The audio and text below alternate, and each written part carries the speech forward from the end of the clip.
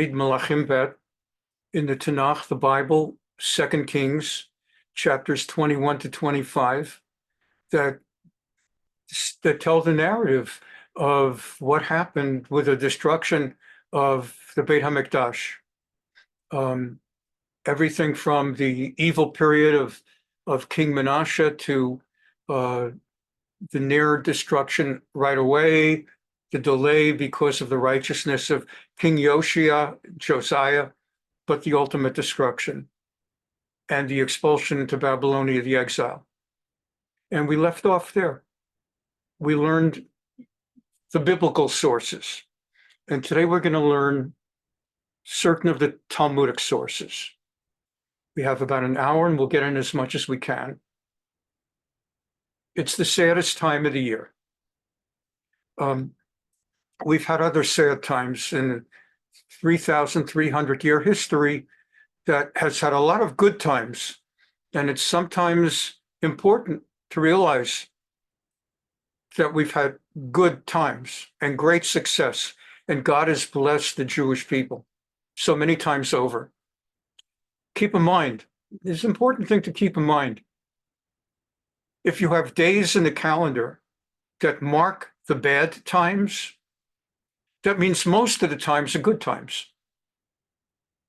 If you had so much only bad times, then all you would have is a few special good times. And as with everything else, it's how you look at things. And it's hard to put a good spin, a happy spin on bad times. It's impossible to put a happy spin on them, but that's part of God's plan. And he has his reasons. And that's part of our faith and our belief. We're now in a time of year that we're always a little bit more hesitant about and cautious. Don't know what's going to happen. Almost every year, we manage to make it through the 9 days, and thank God nothing terrible happened. This year, we're a little bit more trepidation with what's going on with Iran. Now, part of the reason that's going on is, and it's important to keep in mind, it's going on because of a good thing. Israel just killed the number 2 guy in Hamas, in Hezbollah. And he thought he could be safe because he was all the way up in Beirut. And he wasn't safe. He's gone. And Israel killed the number 4 guy in Hamas. Mohammed Daif, they had tried 8 times to kill him. And he thought he was safe like a cat and had 9 lives. He only had 8. And they killed him. And Hamas denied that they killed. When he killed him, Hamas said, you missed him again. It took like 2 weeks until everybody could be confirmed. And nobody has told you how they confirmed. But I think it's pretty obvious. I think Israel, their intelligence, they listen in on conversations between people. Once in a while, they reveal the conversations when they feel they need to. Like when there was discussion about early in the war, when there was a bomb that blew up near that hospital, and the Arabs put out the word to the BCC that, or the BBC, that Israel had bombed the hospital. Israel revealed recordings that they had made of an Arab contacting another Arab saying, oh my God, it was our bomb. Look what we did. So it shows us they've got access to all the recordings if it's out there in out there in interspace. And they probably heard conversations about death is gone. And then, of course, you get the number 1 guy, Haniya, Ismail Haniya. If there's one place he's safe, it's in the middle of Tehran. Not going to get him there. And they got him in his bedroom. So even the bad stuff is because of the good stuff. It's extraordinary. And when you hear that now they've made Yahya Sinwar, who had been the number 3, he's now the number 1. It's interesting they haven't elevated another number 3 now, or number 4. They only have their number 1. They used to have the top 4. Now they have the top 2. And they haven't replaced the 3 and 4. They made number 3 number 1. Because those guys are marked for death anyway. And as I was saying the other night, it's very possible that they made approaches to other people. You could be number three. No, I don't want it.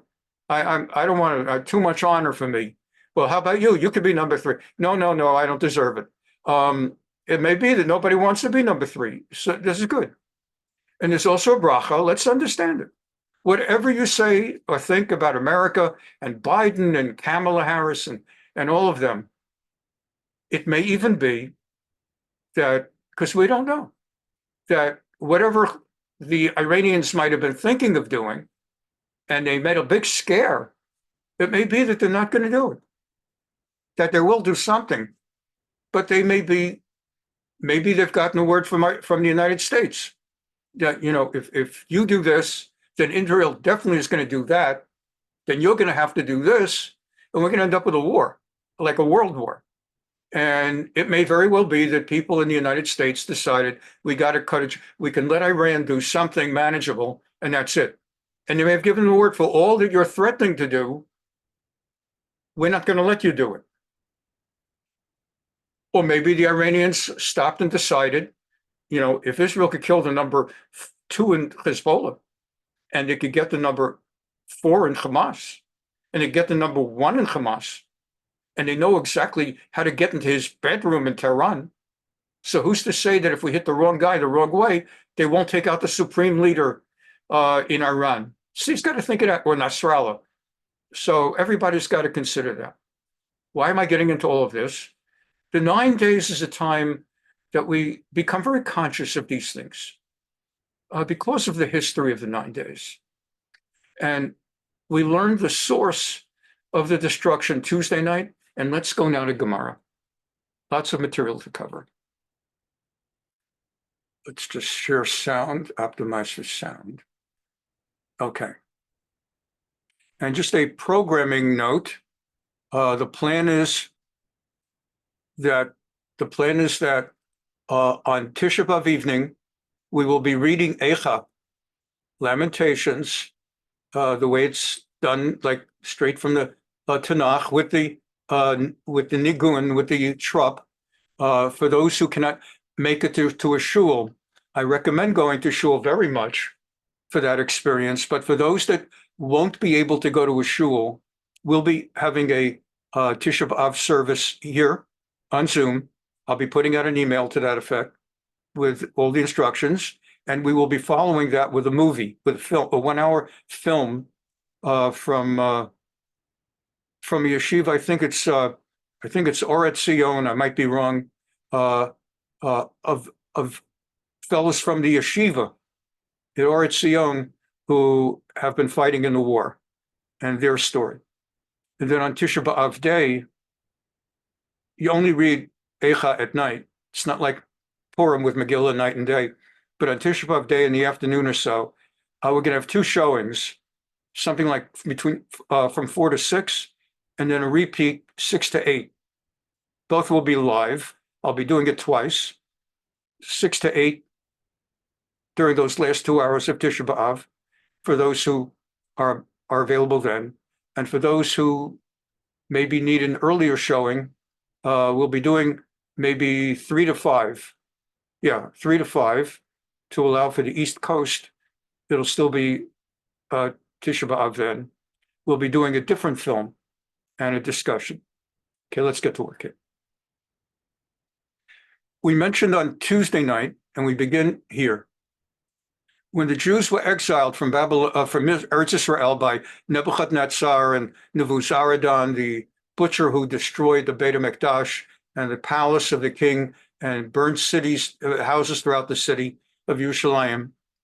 As the Jews were being exiled, over 90% of the Jews, with only a small number left behind, farmers, vineyard people who worked vineyards, least educated, most poverty-stricken, smaller number were left behind in Eretz Israel, so that the land would not be so totally unpopulated that wild animals would run wild and it would become uninhabitable within the Babylonian Empire. They wanted it still to be inhabitable to the degree that the empire would use it. So they kept some people behind, but most of the people were exiled.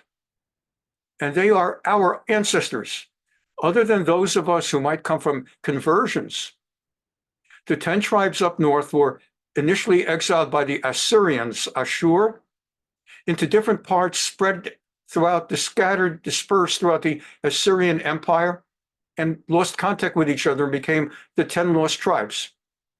And then the 3 tribes in the south that were exiled by Babylonia, namely the tribes of Yehuda, Benjamin, and Levi. Levi was based at the Beit HaMikdash, the Kohanim and Leviim, and Benjamin was like 1/10 the size of Judea, Yehuda. So the odds are, if you're not a Kohen or Levi, the odds are like 9-1 that you're from Yehuda. And that's why we're called Yehudim. With all due respect to the Benjaminis, we're known as Yehudim because we probably stem from Yehuda, not from the 10 tribes that are lost. Unless you're a Kohen or Levi, you're a Yehuda. And so we're called Yehudim, which King James transliterated into Jews rather than Judeans. That's why we're called Jews. And as we Jews were being forced into exile, we passed the rivers of Babylon. And the Babylonian soldiers forcing us on the march to Babylonia mocked us and said, come, sing the songs of Jerusalem. And we have songs of Jerusalem, as I've played them in the past on different occasions. But here the exiles were crying and weeping and saying, we cannot sing songs of Jerusalem as we're going to exile from Jerusalem. To sing, you need a tongue. And may my tongue cleave to the roof of my palate if I ever would sing a song of Jerusalem during this forced march. And to sing a song that's musically accompanied, you'd be playing a lyre, an L-Y-R-E, which you need a right hand. Most people are righties. And I would never play my musical instrument to a song of Jerusalem while I'm in exile. So may my right hand forget her usefulness, her cunning, and may my tongue cleave to the roof of my palate. What do you mean, should I sing a song? Al Naharot Bavel Sham Yashavnu Gam Bachinu. By the rivers of Babylon, there we sat and there we wept. B'zachrenu et Zion, as we remembered Zion. Zion essentially is synonymous with Jerusalem. And as I've said, as we all know, not only I saying it, to be a Jew is to be a Zionist, a Zioni. There's no such thing that I'm a Jew, but I'm anti-Zionist. If you're anti-Zionist, it's like saying I'm a Jew, but I'm only against people who eat kosher, observe Shabbat, and speak Hebrew, and observe Passover. No, if I'm not anti-Jewish. If you're against people that do this, and this, then you're an anti-Semite. And if you're against people who Zochrenu et Zion, Zochrim et Zion, remember Zion, then you're an anti-Semite. Aravim betocha, here the word Aravim refers to trees, not Arabs. Betocha talinu kinorotenum. We took our harps, kinor, right? Yushalayim shel zahav, v'shel nechoshet, v'shel or, haklo lechol shirayach ani kinor. We took our harps. We all had harps. They say lyres. Actually, lyre is a navel. A kinor is really a harp. We hung our harps on the branches of the trees. Couldn't play them. Kisham she'elenu shovenu, because there on the way, those shovenu, those taking a shevi, shavuyim, those our captors asked of us, Shoel, divrei shir. They asked of us to recite the lyrics of songs. V'tol aleinu simcha. And they made a joke of, come, let's hear your songs of happiness. Shiru lanu mishir Tzion. Sing us of the songs of Zion, of Tzion. How could we? Ech nashir et shir Hashem. How could we possibly sing a song of God, al admat nechar, on foreign soil? Imeshkachech Yerushalayim, just the opposite. If I ever, even now, just leaving, if I ever forget Jerusalem, may my right hand become useless. May I forget my right hand. In other words, may I be unable to play my harp. Tidbak lashoni l'chiti, and loas kareni. And may my lashon, which also means language, means tongue, may my tongue just be like stuck in my mouth, unable to move if I don't remember you. Imlo alet Yerushalayim al rosh simchati. If I don't make Jerusalem higher, ole, aliyah, if I don't make Yerushalayim higher, then my greatest simcha, my greatest joy. And so they said, Zechor Hashem levnei Edom. These people, the Babylonians, Edomites, God, remember what these Edomites are doing at Yom Yerushalayim, what they have done. They're not talking about the holiday Yom Yerushalayim, the day of the destruction of Yerushalayim. Zechor Hashem, God Almighty, please remember what these sons of Edom have done on this day of Jerusalem. Omrim aru ad hayasod ba, as they were saying, as they stripped down the foundations of Jerusalem. We won't forget. We will not forget, and we ask God, please don't forget. Bat Bavel hashtuda ashresh yasham lech. O daughter of Babylonia, you the shoded, you the predator, Ashrei, may there be great happiness. How fortunate will be the person, sheyeshalem lach, who will give you back in spades, who will repay you for what you are doing here. Et gemulech shegamalta lanu, who will, happy is the person, fortunate is the person who will see to it that you get your recompense, that you get repaid as you've done. Ashrei sheyochetz v'nipetzet ololayach elasela. May God bless how fortunate will be the one who takes your children and smashes their heads against the rocks. Whoa. Got that? That's something they taught you in school. Some of us talk about, Jews are liberal. We forgive. We don't carry a grudge. They had their reasons, and maybe there, inside every child is a good heart. Every child has a saint just waiting to come out. It's not how Judaism sees people. Judaism sees some people are saints, and some people need to be destroyed, and no sympathy at all. And if they get killed, you don't go out of your way, per se, to kill people, even if they're not innocent, if you cannot justify it.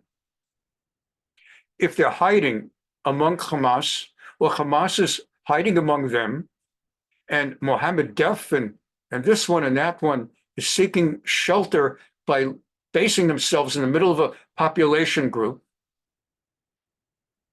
Ashrei sheyochetz.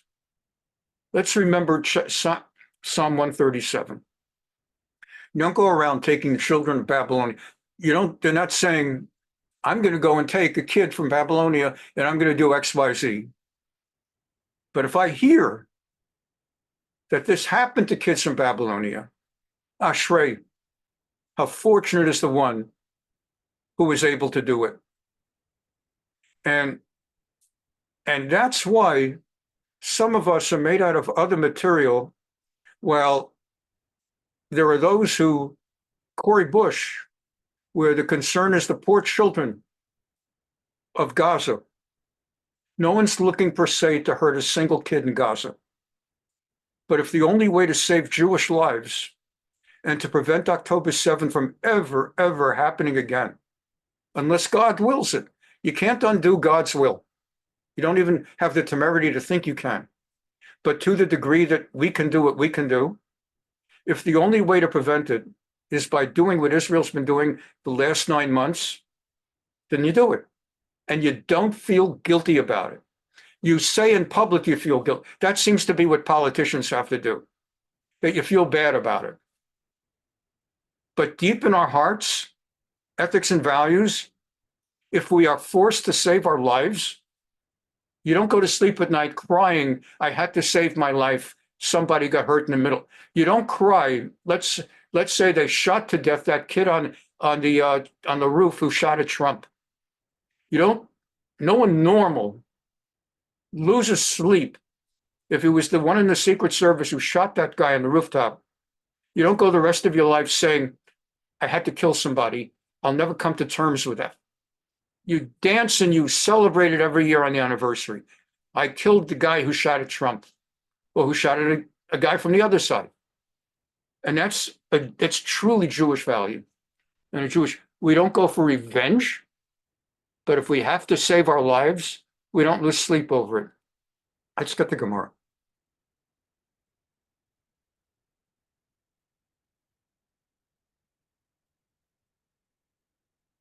Mishnah. Mishnah is from chapter 4 of Mishnah Ta'anit. Ta'anit means fast. And this tractate has laws pertaining to the fast days. And we actually went through all 4 biblical fast days in one big shot Tuesday night. We learned about Asar B'Tevet, the 10th of Tevet, that normally falls in January. That's when the Babylonians first laid siege to Jerusalem. We learned about Tamuz. In biblical times with the Babylonians, it was the 9th of Tamuz. When it happened again under the Romans, it was the 17th of Tamuz. That's when they, like 2 years later, decided it's so hot in August and there are 2 years of no food and no drink. Let's go for it. That's when they broke the walls and entered the city and wreaked havoc for 3 weeks. And on the 9th of Av, Tisha B'Av, they destroyed the Beit HaMikdash.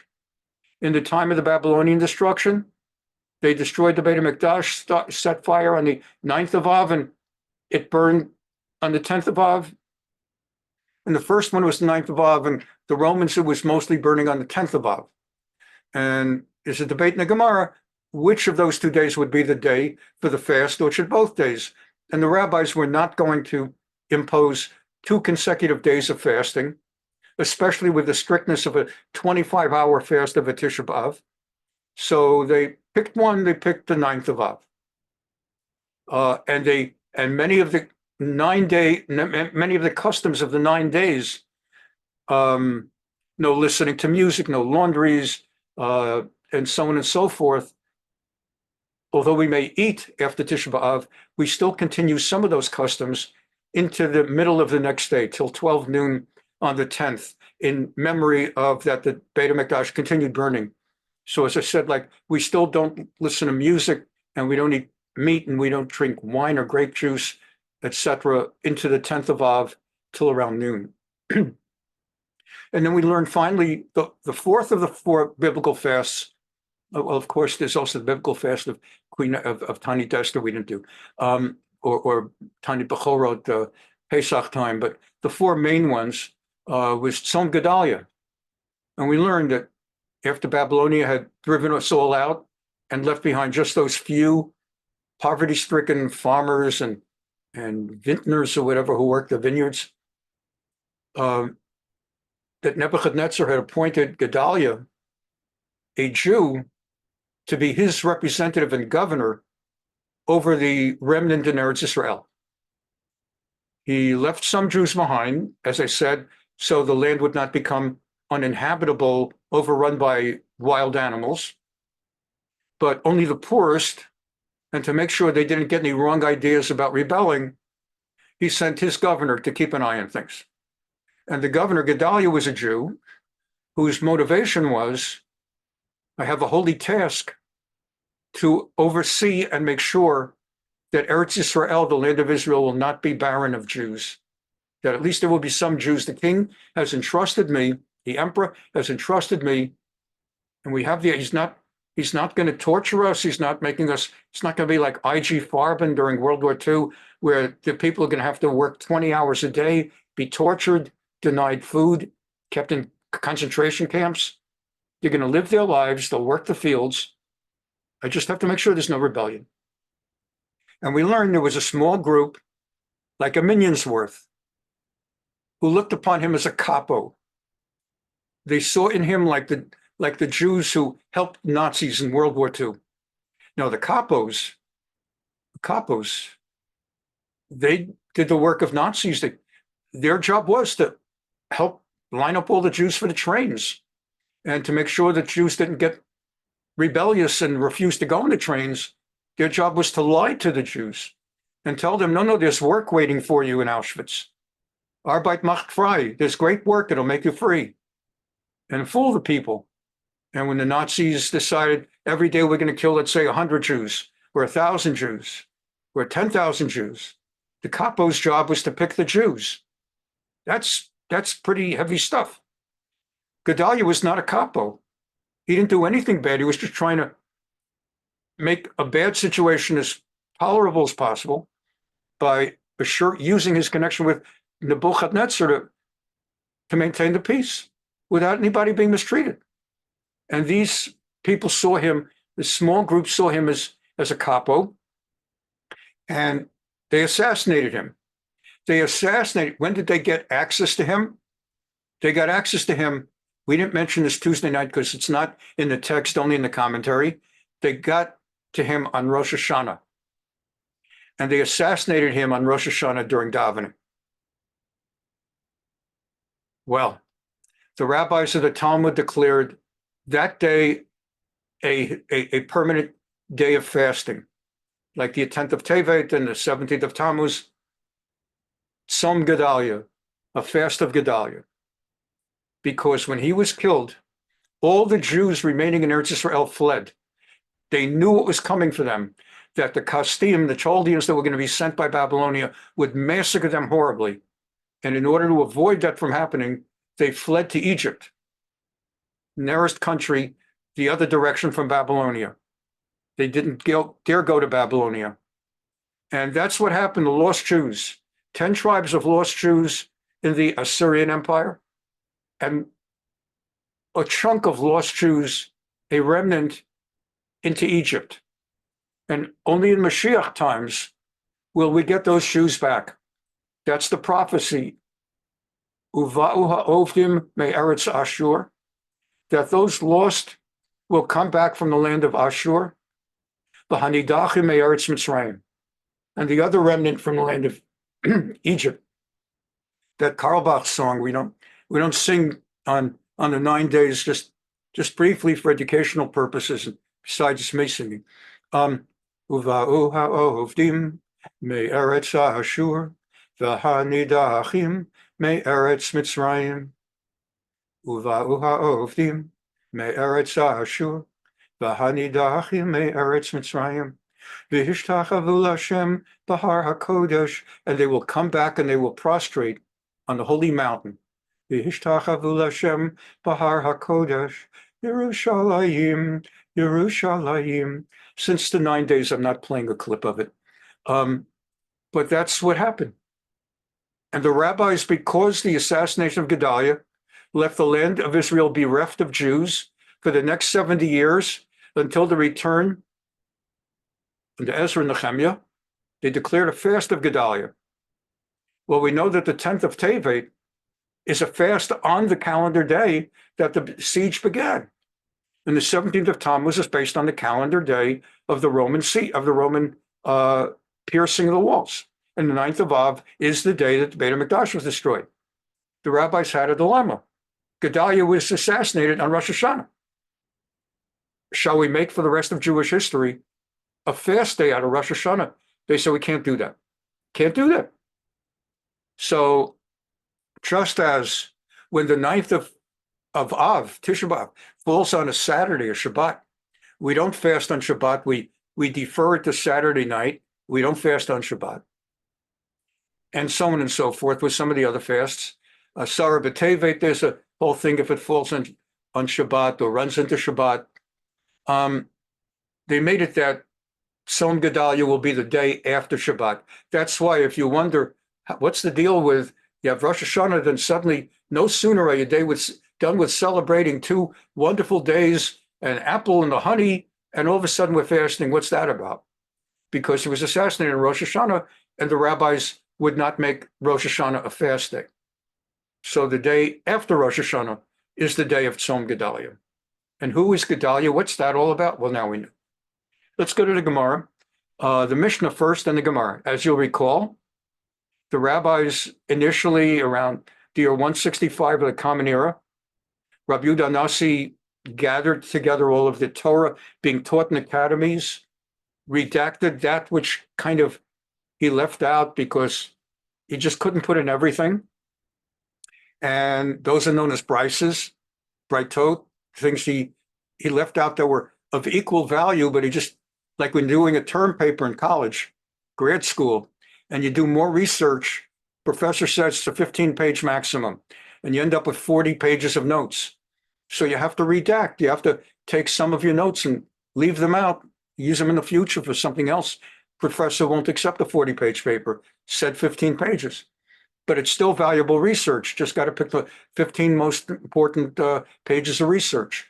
The Mishnah is the most important of what was being taught in the academies, and the rest was left out by Rabbi Yehuda Nasi, not thrown away, but preserved as britot that we find in the Gemara.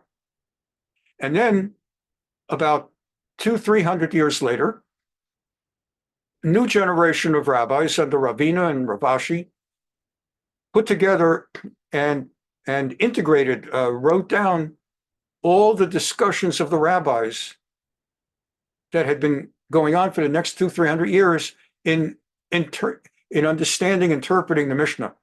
And that's called Gemara. We're going to learn tonight Mishnah, and then the multi-hundred-year later discussion about the Mishnah called Gemara. When it's published together in a book, Mishnah with the commentary Gemara, together it's called Talmud, the Talmud. Okay. The Mishnah, chapter 4, Misekhat Ta'anit, Tractate Ta'anit. Chamisha devarim ira'u et avotenu b'shiva asar b'Tamuz. 5 things happened in Jewish history to our ancestors on the 17th of Tamuz. V'chamisha b'Tisha b'Av. And 5 things happened historically to the Jews on the 9th of Av. And remember, this is only till about 165. So it's before the expulsion from London and England, and the expulsion from France, and the expulsion from Spain, and the beginning of World War I, and the initiation of a final solution, and the evacuation of the Warsaw Ghetto. This is until then. Now, the Mishnah continues. B'Shavasar Tamuz. So what happened on the 17th of Tamuz? First of all, Nishtabru Halucha. That's the day that Moshe Rabbeinu broke the 2 tablets. He was bringing them down from Mount Sinai. It had on them the 10 pronouncements, Aseret HaDibrot. As he came down, he saw the golden calf ribaldry going on, and he broke the 2 tablets. That was on the 17th of Tamuz. And because of that, that became a red-letter day in Jewish history. Second, Uvatel HaTamid. The Tamid means permanent or perpetual.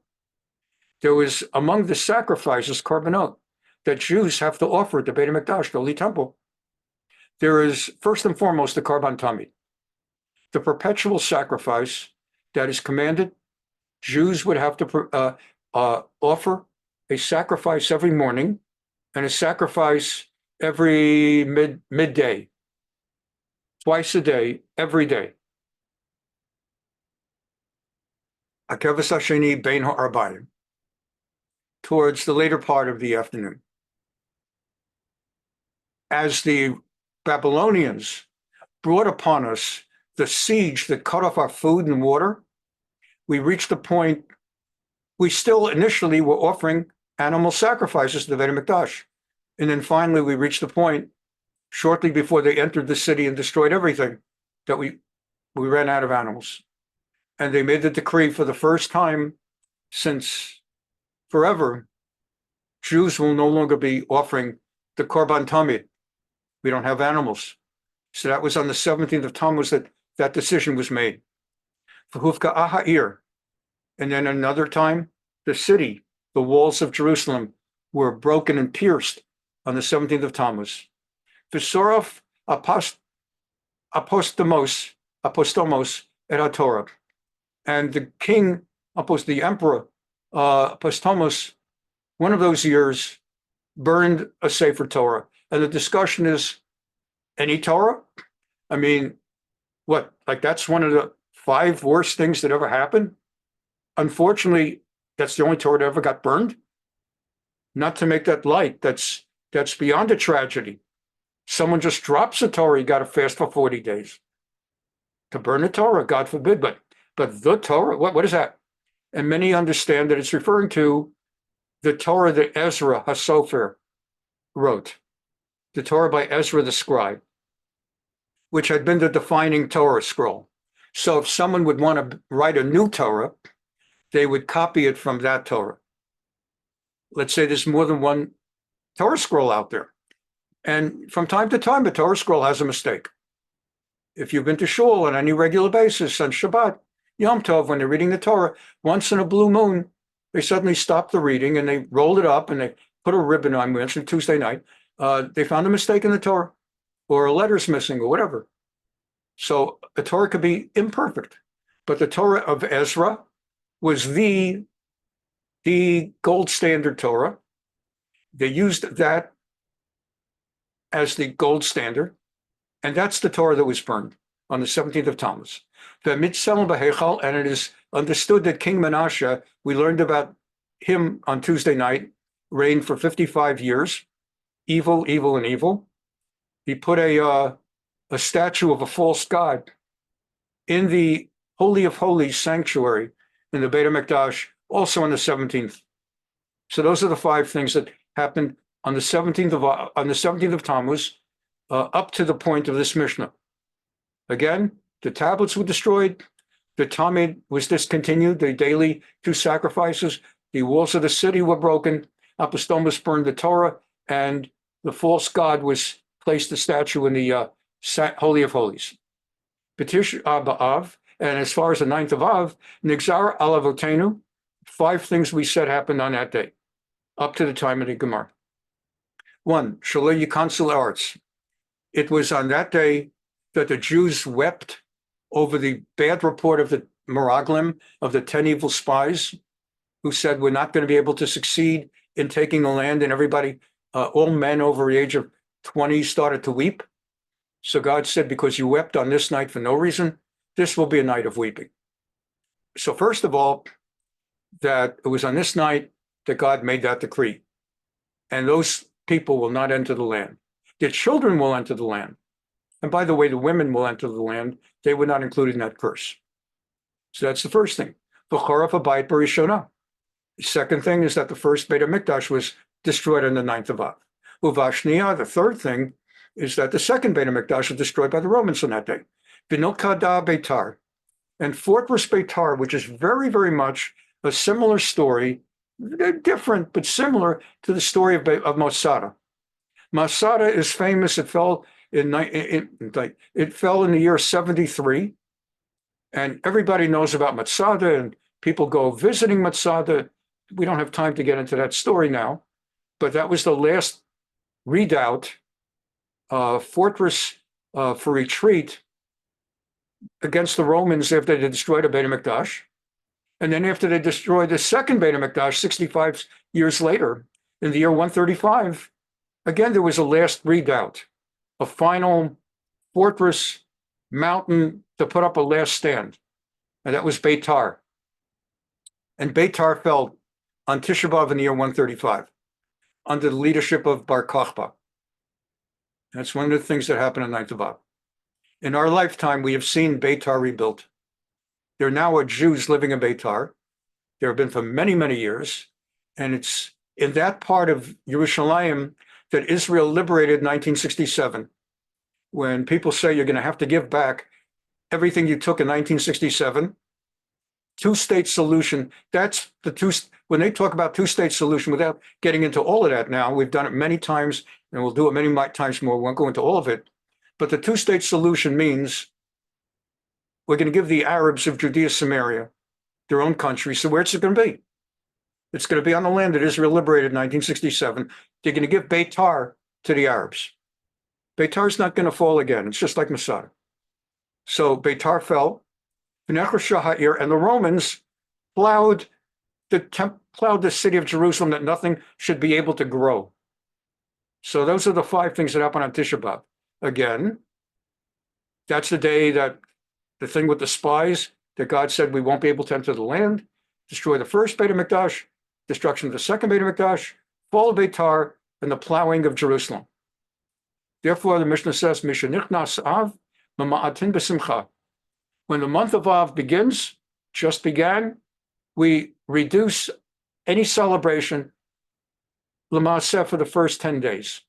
And we're in that period now. No celebration, no, not only like the 3 weeks that we don't go to movies and plays and don't dance, we don't listen to music, and we don't do laundries. If laundries were done before the 9 days, we don't wear freshly laundered clothing for the first time during the 9 days. We don't bring clothing to the dry cleaner on the 9 days, even if our intention is to wear it after the 9 days. We don't drink wine or grape juice, because wine and grape juice were offered as a libation poured on the animal meat that was being offered as a sacrifice in the Beit HaMikdash. No more Beit HaMikdash, no wine or grape juice in the 9 days. You're allowed to drink whiskey. People wonder, well, if you can't drink this alcohol, wine, why that? Because they did not use whiskey as a libation. They used wine. It was the Torah. And no meat. So if you're not allowed to eat meat in the 9 days, why are you allowed to eat an expensive fish like Chilean sea bass? Because they didn't offer fish on the Beit HaMikdash. They offered meat. And so all these things are forbidden on the 9 days. Not allowed to do anything that's going to bring you to recite Shehecheyanu, such as buying a brand new clothing or new kind of fruit that you're having for the first time. What if your kid's born in the 9 days for a birthday party? You delay the birthday. What if the kid is 4 years old? So hopefully at 4 years old, the kid doesn't know the difference. What if the kid is 11 years old? It's my birthday. Your birthday will be next week. Why? You teach the child. But it's so, I can't do this. My child's going to miss their birthday. Well, how do you teach a Jewish child that we don't do Christmas? But everybody else does Christmas. We don't do Christmas. So we do Hanukkah. So you take Hanukkah, which is a minority, the most minority of a holiday. It's an utterly insignificant holiday. And you turn it into Yom Kippur Deluxe, like it's the most important holiday in all of Judaism. And you make a kid feel better. You don't have Christmas, but we'll give you 8 days of gifts. And I've shown you the clip of Doug Emhoff and Harris doing a YouTube clip about how Hanukkah is the happiest holiday of the year. And everybody makes something out of Hanukkah, Adam Sandler and everything, because they don't know from nothing. And that's how we take people who don't know from nothing and try to make them feel okay that they don't have Christmas. So you do the same thing with a child who knows from something. If they happen to have a birthday on Tisha B'Av, you don't celebrate the birthday on Tisha B'Av on the 9 days. What if their anniversary is during the 9 days? They shouldn't be having an anniversary to begin with. You don't get married during the 9 days. Okay. We continue. So that's the Mishnah. Now let's go to the Gemara. The Gemara, Misekhat Ta'anit. We read from the Tractate, Mishnah of Tractate Ta'anit. Now the Gemara discussion of Ta'anit. This is Dov Fischer, Amud Bet, page 28b. And the way of the Gemara is it first quotes the Mishnah that it's commenting on. That's all Mishnahs, all Gemaras, not just the one we're doing today. But if you don't have the same exposure to it as often, God willing, in future years, we'll learn it together. More Gemara and Mishnah. It always begins, it's commenting on the Mishnah, all of Gemara. They always first comment, and then they get started on their discussion. And sometimes their discussions go into segues to the moon. And that's how the Gemara works. It's almost as though you're listening in on a bunch of rabbis talking and studying something, and get into segues, no different from the way I often get into segues. When I'm teaching Navi, when I'm teaching Rambam, that's the way of Torah learning. If something comes up while you're discussing something that's also Torah, or that will help enlighten and illuminate the Torah you're learning, so you go on a segue a little bit. Chamisha Devarim Eru'ud Avotenu b'Shivasar b'Tamuz v'chulei.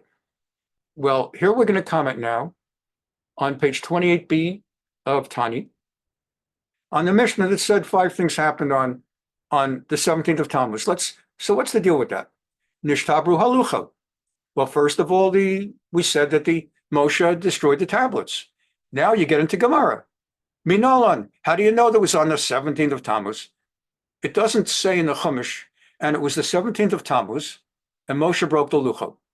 Sometimes the Torah actually tells you the date, but not that one. Torah tells you, for example, it was on the 2nd year and the 1st day of the 1st month that they put up the Mishkan, the tabernacle. But they don't spell out what day. So the Gemara is going into detail. Now we're going to have a discussion about it. How did they notice the 17th? Did Tanya? Because there was a Braita. I told you earlier tonight, whenever it says in the Gemara, did Tanya means there's a Braita. And I taught you earlier today what a Braita is. That's a piece just as valuable and legitimate as the Mishnah itself that we were reading. Only for any of a number of reasons, Rabbi Yehuda Nasi, when he was compiling it, left that out, just as we leave out valuable research that doesn't fit into our 15-page term paper, but it's still there. So they had the Braita. And what did that Braita, that's not in the Mishnah, but still there, what does it say? B'shisha chodesh nitnu aseret adibrot Yisrael. Well, let's do this together. On what day did Moshe Rabbeinu get the Torah? When did God reveal the Torah to the Jews? What holiday? What holiday do we celebrate? Shavuot. When is Shavuot? Shavuot is the 6th day of Sivan. So that we know. We know that the Torah was given on the 6th day of Sivan. Now, what does this have to do with the price of tea in China? Let's find out. They don't use that expression so much anymore.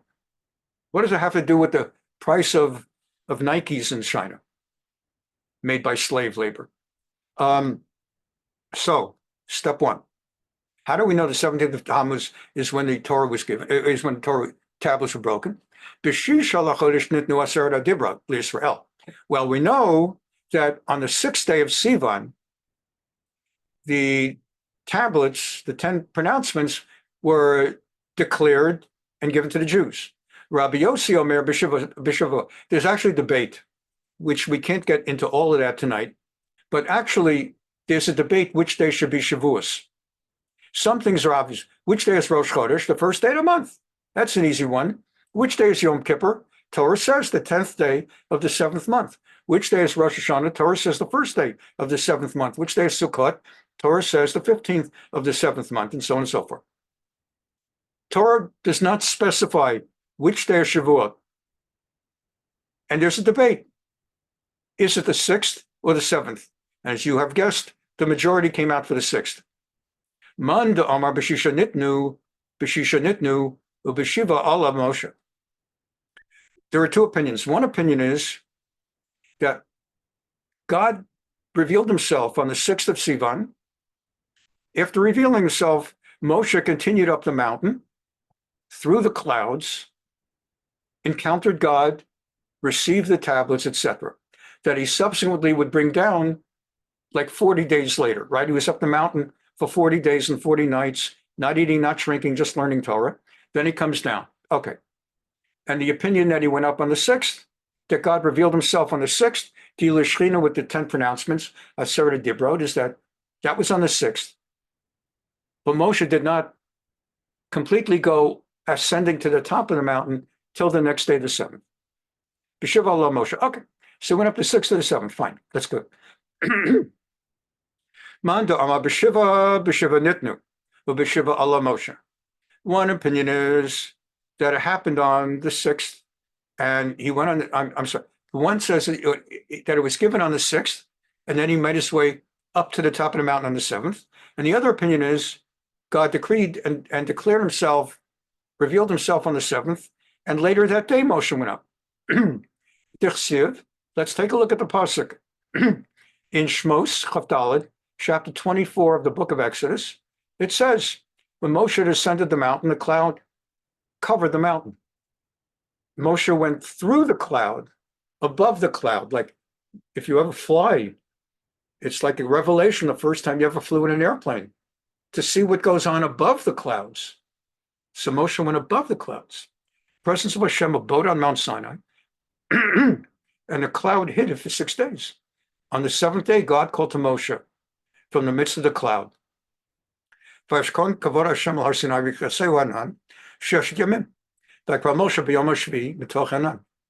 there's an opinion that he went up one way or another and encountered God on the seventh.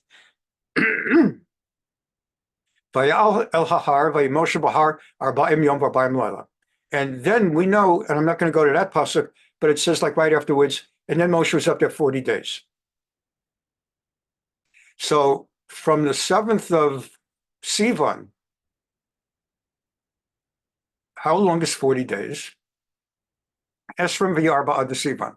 Well, there were 24 more days till the end of Sivan. If you start counting from 7, 8, 9, 10, 11 of Sivan, 5 more is 16 of Sivan, that's 10. 10 more is 26 of Sivan. So that's 20 days, 27, 28, 29, 30. So there were 24 days of Sivan, and then 16 more days. Takes into the 16th of Tamuz. The Shivsar B'Tamuz, and then on the, so he's up there on 40 days, and then on the 17th of Tamuz, Nechet, he came down. That's when he came down, he saw the 10 commandments, and he broke the tablets.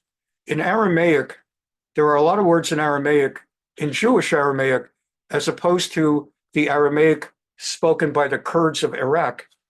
But in Jewish Aramaic, a lot of the words are very similar to Hebrew, with an Aramaic twist. And the letter Tav in Jewish Aramaic often is a replacement for the letter Shin in Hebrew. So Tavar is like Shavar. So that's how we know that the Luchot were destroyed, broken on the 17th of Tammuz. He went up on the 6th or 7th, was up 40 days. That's the last 24 more on Sivan. 16 of Tammuz, came down, broke the, that's how we know. Okay, next. Second, what else happened on the 17th, Batel Tamid? The daily double sacrifice, morning and afternoon, was brought to an end because they ran out of the animals. And the question is, how do we know? Gemara. In other words, we have a tradition. We have no verse to point to. It is a tradition going back, way back when, that happened on the 17th. Third, Hufka Aha'ir. The walls of the city of Jerusalem were destroyed on the 17th of Tammuz. How do we know? B'Shiva Asar? But how can you say that? We learned Tuesday night when we were learning Melachim Bet, 2 Kings, the actual narrative, B'Chodesh HaRavi'i, in the 4th month, Nisan, Iyar, Sivan, Tammuz, in the month of Tammuz, B'Tisha L'Chodesh. It was on the 9th of Tammuz. So it was, we learned it Tuesday night. On the 9th of Tammuz, the city at the peak of starvation, the Babylonians broke the wall. So how can you say the 17th? Amar Rava lo kasha. So Rabbi Rava says, it's simple. Let me explain. Kan b'Rishona, kan b'Shnia. In the case of the Rishona, the first temple, that was on the 9th. B'Shnia, in the case of the second temple, it was on the 17th. And what's your source for that? Tanya. It's another Braita. It's also part of what we researched. It's not in the Mishnah, but we have it. Barishona Hufka Ha'ir B'Tisha B'Tammuz, that the first one, the city was destroyed on the 9th of Tammuz, B'Shnia B'Shavas of Tammuz. And in the second, it was on the 17th. So Gemara says, okay, Gemara leaves it alone. I've taught you in the past, the commentary on that is, so why did they pick the 17th as the fast, not the 9th? Because the 17th ushered in a 2,000-year exile. The one in the 9th at the time of Babylonia ushered in a 70-year exile. So the second one is far more severe, and therefore that's the far more available to mourn for. Sarafap Stobasura Torah Gemara. And then there was the fourth thing that happened on the 17th of Tamuz. The rabbi said in the Mishnah that the Torah, maybe the Torah by Ezra was burned. How do we know that was on the 17th? Also Gemara. We simply have that as a tradition. And so, and finally, and they bring the verse from the book of Daniel, Daniel 12, that it was on that day the Menashe put up the shikuts, the vile, detestable idol in the temple. And in order to get more coverage here, let's keep going. And it's just, okay. Now we'll go to the Tisha B'Av ones. Let's continue to the Tisha B'Av ones. So those are the 5 for 17th of Tammuz. But Tisha B'Av, Nixar alav utenu sheli konsul arts. Now, how do we know that the following 5 things happen on Tisha B'Av? First of all, that's the day of the Meraglim. That it doesn't say in the Torah that the night that we were punished for crying for the Meraglim was the 9th of Av. Minalan. So how do we know it? So they come back to it. Let's do the analysis again. Let's do calendar counting. Tiv, as it is written, Shekatuv. It says in the Torah. It says in the Torah for the building of the Mishkan that when they built the Mishkan, in the first month of the second year, that is, we were in the desert 1 year, had gotten out of Egypt, had gone through the splitting of the sea, had gone to Mount Sinai to get the Torah, 1 year, and now we put up the Mishkan, the tabernacle. In the first month, Nisan, of the second year, on the first of the month, the first day of Nisan, the tabernacle, Hukama Mishkan, tabernacle was put up, etc., etc. Obviously, we're not going to go into all that right now because of time and other realities. But the Mishkan went up on the first day of Nisan. And so how do we know this? Yomamar, Shana Rishana Asa Moshe Mishkan. It was taught by a rabbi of the Talmud named Mar, master, the master. That was how he was known. In the first year, Moshe built the temple, the tabernacle, the Mishkan. Shnia Hekim Moshe the Mishkan. And in the second year, he raised it up. He built it. Vishalach Meraglim. And upon the occasion of setting up the Mishkan, the entire mission of the Jewish people in the desert was completed. That needed to all be done before we entered the land. To receive the Torah, to spend 1 year learning and living the Torah, and to put up a Mishkan, and to offer sacrifices, and that was it. 1 year in the desert, onto the land of Israel. It was not supposed to be 40 years. And it actually says, soon after the Mishkan was put up, that the next month, like if the Mishkan was put up the 1st of Nisan, think of it like April 1st, then the 1st of the second month, Iyar, think of it like May 1st. On the 1st of Iyar, Be'esrim B'chodesh, on the 20th of the month, so think of May 20th, think of like the 20th of Iyar, Na'alaha Nami al Mishkan Eidu. It says in the Torah, not just a tradition, but in Sefer Bamidbar, it says in the second year, on the 20th day of the second month, there we were from the time of the Mishkan being built for 3 weeks, for a month and 3 weeks, 6, 7 weeks. And then the cloud lifted, and you'll recall when the cloud would start to move, the people would follow the cloud and everybody would follow. That was the sign to start moving. So the cloud started moving on the 20th of Iyar. Then it says, and then it says that the Jews went 3 days until they started crying that they wanted meat. They started with a rebellion. They didn't like the man. They wanted meat. So it said the Jews started going. They marched from the mountain of Hashem, Mount Sinai, which is where they built the Mishkan, at the foot of the mountain, a distance of 3 days. The Aron, the Ark of the Covenant, in front of them on the 3 days journey until their moment came. Hashem's cloud kept above them by day as they moved on, and so on and so forth. Okay. So now it's 3 days. It's the 24th of Sivan. And what happened at the 24th is they got into that thing, we want meat, and God punished them. You may remember, they want meat, I'll give them meat. And we're not going to go into why they were punished, and we're not going to go into all of that. We just read it a few weeks ago, that God sent the quail, remember? And he filled the camp with quail, and people would eat it for a day, a week, a month. They ate it for 30 days. It says in the Torah that, let's see if we can find it says that the riffraff and the mats, the Asafsuf, were gluttonous, and they started weeping, we want meat. Oh, how much we miss the meat, we want meat. And God ended up giving, you want meat? I'll give you meat. I'll give you meat, it'll come out of you. God says, I'll give you meat till it's coming out of your noses. And you shall eat not 1 day, not 2, not 5, not 10 or 20. At chodesh yamim, I'll give you 30 days of meat till it comes out of your nostrils, and you hate the meat. So we got started on the 20th of May, 20th of Iyar. 3 days journey till we started complaining. 23rd, 30 days of the quail. So it's the 23rd of May to the 23rd of June, or more accurately, from the 23rd of Iyar to the 23rd of Sivan.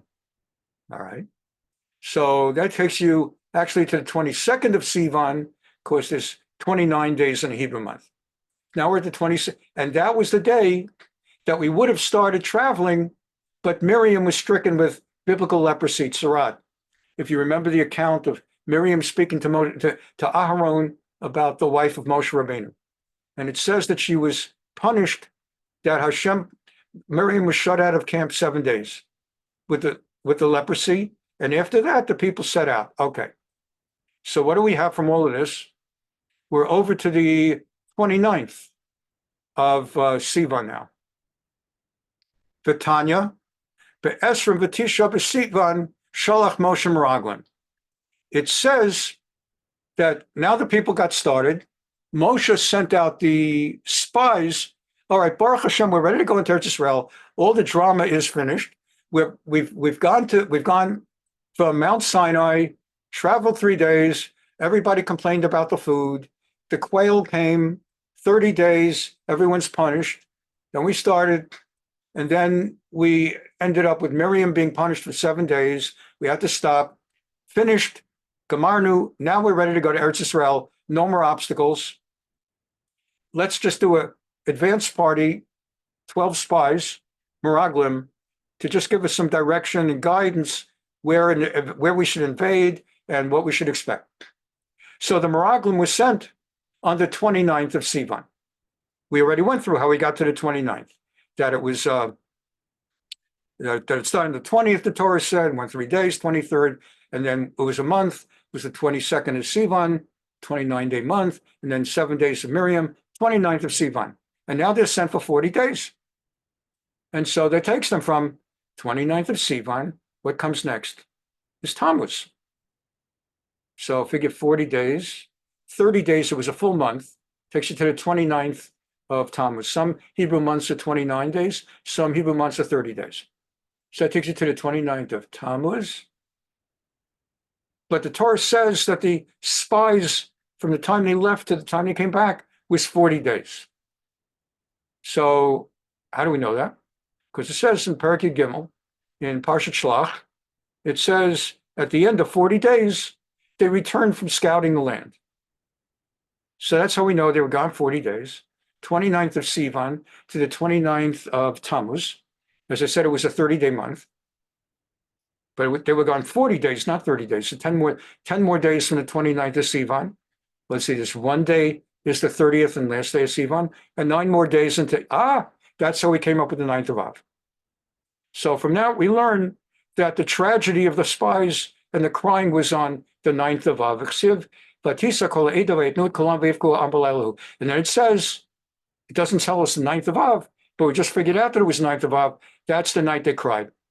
Rabbi Yochanan, the Talmudic rabbi known as Rabbi, said he learned from the Rabbi Yochanan that on that day, that night was Tisha B'Av, and God said to them, on this night you cried for no reason, I now am establishing crying. There'll be weeping on this day for generations to come. We're running short on time here. Give me about another 10 minutes and we'll break. And of course, you could leave now. It's not like when I was a law professor and you couldn't leave. You can leave now. But if you have 10 more minutes, we'll finish the Tisha B'Av materials. And maybe I'll even do it until next week. I'll do it into next week of Mir Hashem, even though it'll be just after Tisha B'Av. Charav Habayit Barishana. So we just went over the first major thing of Tisha B'Av. The Gemara is talking about the Mishnah. Okay, now I know how you know that was Tisha B'Av. Charav Habayit Barishana. How do you know that the first temple was Dafka on Tisha B'Av, specifically Tisha B'Av? Tichtiv. It said, we learned it Tuesday night in Second Kings. We actually read it in chapter 25, verses 8 to 9, that they went in on the 7th day of the 5th month. B'chadash HaChamishi, so that's Nisan, Iyar, Sivan, Tamuz, Av, in the month of Av, on the 7th of Av, etc., etc. That's the day it all fell apart. Nebuchadnezzar came, burned the house of God, king's palace, all the houses of Jerusalem, burned down the house of every notable. We just learned that Tuesday. So, but wait a second, that's the 7th. Are we talking about the 7th? We're talking about the 9th. So it's also written in the book of Jeremiah, something very similar. We just did not have time on Tuesday to do it, but Jeremiah almost repeats identically what we learned in Second Kings on Tuesday night. He describes almost identically those chapters we learned Tuesday night. He is the author of the book of Kings, Second Kings. And he wrote it in the book of Kings as part of his discussion of the history of kings of Israel, just going back from Solomon till the end. And separately, he wrote a book of his prophecies. And it went up, as again, sometimes I write an article, not to compare me to Jeremiah, God, but sometimes I write an article. And then a week or a month later, I write an article on another subject, but I make reference. Just like here, we're having class. I'm teaching this, and sometimes I refer back. Remember 3 weeks ago, we learned XYZ? So Jeremiah was writing a book about his prophecies, and he's saying, by the way, this also happened on my watch. Happens to be the same thing that he reported in the book of Second Kings. Anyway, as with any rewriting of something, you might put in an extra detail. So the way he put it in, on the 10th day of the 5th month, so in Second Kings, Melachim Bet, he says that it was on the 7th of Av that the destruction went to the burning of the house of the Lord. And in his book, he calls it the 10th. So which is it? Is it 10th of Av? Is it the 7th of Av? Rabbis are debating it. So now we come to a Braita. And by now, you certainly know what a Braita is. It's something that has the same halachic authority as a Mishnah, only the rabbis had it accessible, but it wasn't included in Mishnah, and it's taught in the Braita. It is impossible to say that the temple was burned on the 7th, because Jeremiah says it was destroyed on the 10th. And it's also impossible to say the temple was burned on his 10th, because it says in the Second Kings that it was on the 7th. So when was it? How so? Hoketzad. New? What actually occurred? On the 7th of Av, B'Shiva nichnesu nachrim lahechal. On the 7th of Av, the Babylonians, the aliens, foreigners, burst into the temple holy of holies. V'ochlu v'kilkalu bo shvi'i shmini, and for the 7th and the 8th, they defiled it. They sat in the holy of holies, eating sandwiches, whatever they ate, sitting and eating in it like it's a lunchroom, and doing terrible things, relieving themselves, excretion. The holy of holies on the 7th and 8th, uteshi'i samucha chashecha, and on the 9th, close to nighttime, which would take you into the 10th, because the Jewish day begins at night, Heitzitu bo et ha'ur. That's when they lit the fire. That's when they ignited the flame of the Beit HaMikdash. V'hayad dolek v'holech kol hayom kulo. And it continued burning all that night into the night of the 10th and the full day of the 10th. Shneimar, and it goes on, I'm not going to get into the citation because of time. And this is what Rabbi Yochanan said. Rabbi Yochanan taught, Ilmali hayiti ba'oto ador lo kevativ el basiri. Inasmuch as the temple primarily destroyed on the 10th of Av and burned, only got started on the 9th, but mostly burned. If I had been the rabbi creating the calendar at that generation, I would have decreed that the fast day should be the 10th of Av.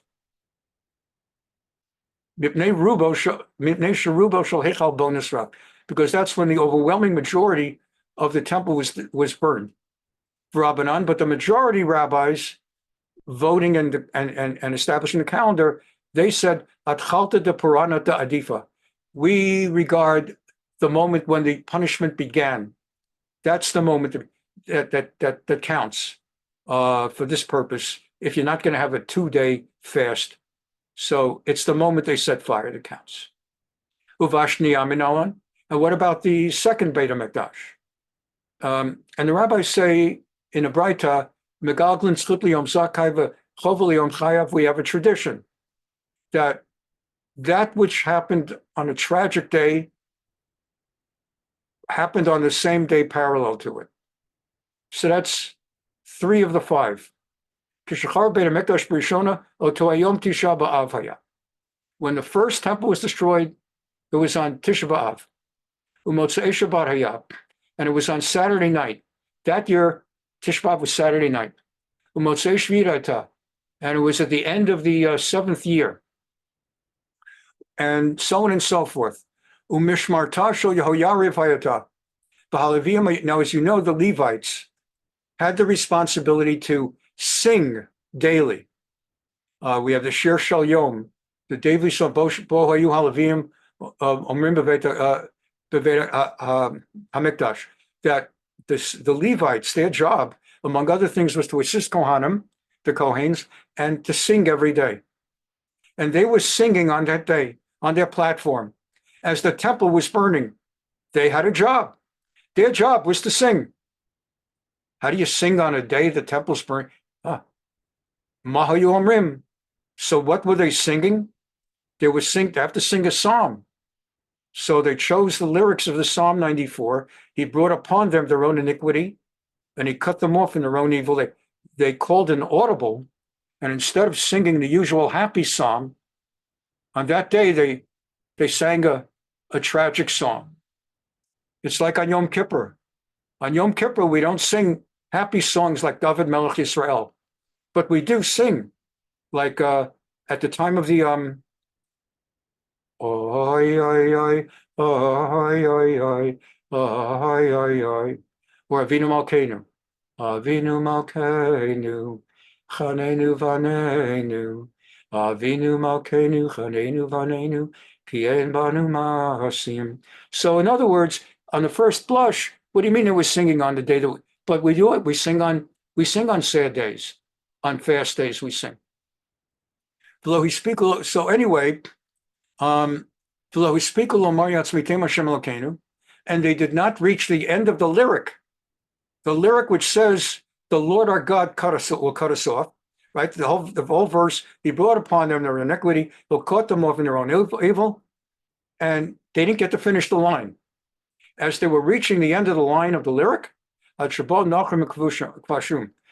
the Babylonians reached them at the podium and slaughtered them. Nilkada Beitar, we're just about done with the 4th one. Fortress Beitar fell on the 9th of Av. How do we know? Tradition. And finally, Nefesh Ha'ir Batanya, that is a Braita, and for the time and everything, we're going to leave that alone. We're just going to do this final little piece for paragraph. With that, we'll close for tonight. And as I said, God willing, next Tuesday, we'll be sending out the announcement about Tisha B'Av plans. Next Thursday, we'll finish this Gemara before returning to the usual Rambam. But let's just finish this piece. When the Romans plowed Jerusalem, it was all finished. And the general in charge put out the word as a final cherry on the cake, as a final perfect conclusion to destroying the Jews. I want Rabban Gamliel the highest ranking, holiest Jewish rabbinic leader of the time to be executed. So he sent a hegmon, he sent a high ranking officer, a commander, go get Rabbi Gamliel. The term Rabban is an honorific, not only rabbi, but Rabban. It's the highest term. Go get Rabban Gamliel and execute him. This commander was terrified. He actually, deep in his heart, he had to follow orders, and he didn't want to lay hand. He feared the world to come. Whatever God it was, he feared his eternal soul. And he was afraid of killing the holiest rabbi in Israel. The Amar Bal HaChotem et Bakesh. And so he gave advance warning to Rabban Gamliel to get out of there. He approached the Beit HaMidrash, where Rabban Gamliel was known to sit all day studying Torah. And he said, we're looking for, he called out real loud, we're looking for, and he had a nickname for him. Basically, we're looking for Rabban Gamliel. To give him a chance, Shema Rabban Gamliel, also Chaminayu. And Rabban Gamliel fled.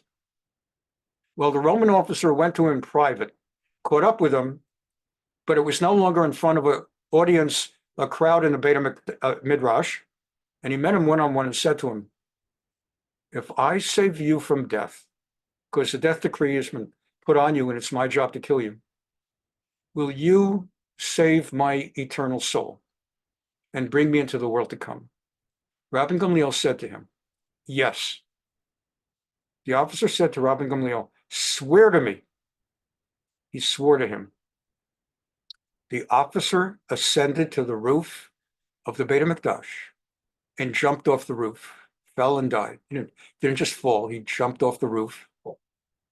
The Romans had a tradition that whenever they issued a decree and one of their commanders who was assigned to that decree would die before carrying out the decree, presumably not from suicide, but just from like a heart attack or get run over by a chariot, they would cancel the decree. Maybe you have heard of, like in the Wild West, when they would try to lynch somebody, if the rope would break and the guy would get up, would survive, they would not re-lynch him. They would take it as a sign, the rope broke, let him go. So this is the Romans. If the guy is signed to kill whoever, Jewish, non-Jewish, Israel, Rome, if somehow by some happenstance, if not miracle, he would die before doing his job, they would cancel the decree. Now that this guy jumped off the roof and killed himself, the decree against Rabbi Yochanan Rabban Gamliel was canceled. Yotzda bat kol v'amra, a voice came from heaven that could be heard. Oto hegmon mizunan l'chayei olam haba. A voice from heaven came down. That officer is on the way to the world to come. As a place in Gan Eden. We will mark Tisha B'Av this coming week. I've tried today to give you greater knowledge and background, historical, where these days come from, what it's all about. Next week, we'll finish these Gemaras, and I'll send you the email about the plan. The plan is Tisha B'Av night. We'll be reading Eicha and following it with a 45-minute film of boys at yeshiva, I think it's Arutz Sheva, who have fought in the army and come back from Gaza. And then on Tisha B'Av day in the afternoon, I'm going to do 2 showings because there might be a conflict in your personal schedules. So I'm going to have 2 showings and we'll tell you more about in the email. Thanks very much for being here. And may God bring consolation on us, on the Jewish people, and protect Israel in particular during this very chancy period. Bye-bye.